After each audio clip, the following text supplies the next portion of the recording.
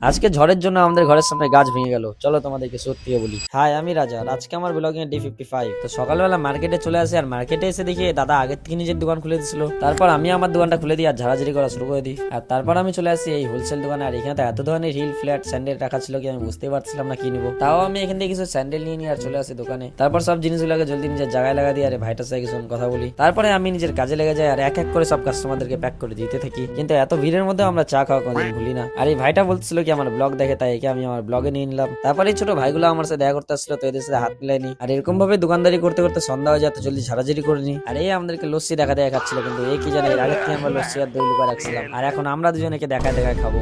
बड़ा हरामी हो।